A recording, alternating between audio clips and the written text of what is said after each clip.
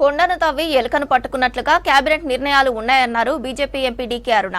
ఉద్యోగులకు సంబంధించి పెండింగ్ లో ఉన్న 5 డీఏలపై డిస్కస్ చేసిన కేబినెట్ ఒక్కదానితోనే సరిపెట్టిందన్నారు. కేంద్ర నిధులతోనే పల్లెల్లో రోడ్లు వేస్తున్నారు తప్ప రాష్ట్ర ప్రభుత్వం ఫండ్స్ కేటాయించలేదని విమర్శించారు. చేసిన అభివృద్ధి పనులకు బిల్లులు రాక సర్పంచులు సూసైడ్ చేసుకుంటున్నా రేవంత్ సర్కారు పట్టించుకోవడం లేదన్నారు డీకే అరుణ.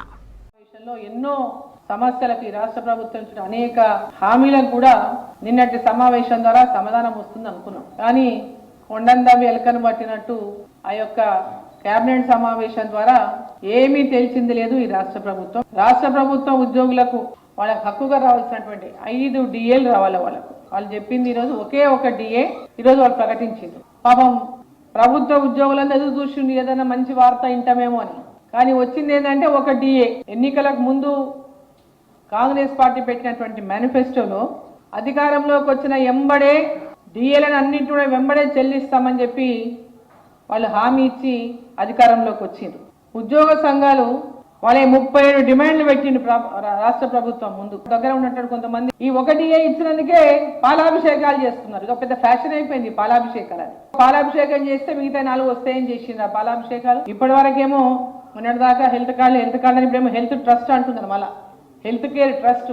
ఇప్పటిదాకా హెల్త్ కార్డు లేదా మళ్ళీ హెల్త్ కేర్ ట్రస్ట్ తో మళ్ళీ ఒకసారి ఉద్యోగస్తులను మోసం చేయడానికి రాష్ట్ర ప్రభుత్వం ఒక కొత్తగా పేరు తీసుకొచ్చింది. పర్సెంటేజ్ల పరిపాలన నడుస్తుంది తెలంగాణ రాష్ట్రంలో కాంగ్రెస్ ప్రభుత్వానికి. ఎవరిని అడిగినా ఎక్కడ పోయినా పర్సెంటేజ్లు ఇయ్యందే ఆ ప్రాంతంలో అభివృద్ధి అనేది జరగడం లేదనేటటువంటి చర్చ పెద్ద ఎత్తున గ్రామాల్లో జరుగుతుంది.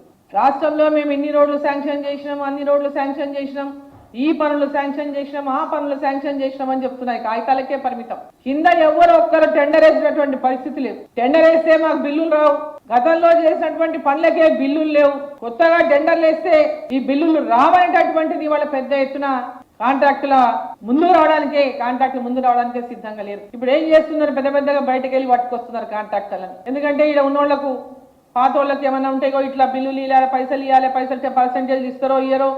కాబట్టి బయటకు వెళ్ళి కాంట్రాక్టర్లను తీసుకొచ్చుకొని వాళ్ళు అడిగినంత ఎస్టిమేషన్లు చేసి పెట్టించుకొని ప్యాకేజీలుగా రోడ్లను చేసి ఈరోజు వాళ్ళు అనుకున్న వాళ్లకు ఆ రోడ్లను ఇచ్చి ఎవరైతే పర్సెంటేజీలు చెల్లించే శక్తి ఉందో వాళ్ళకే రోడ్లు ఇవ్వాలని ఈరోజు రాష్ట్ర ప్రభుత్వం సిద్ధమైనట్లు ఉంది.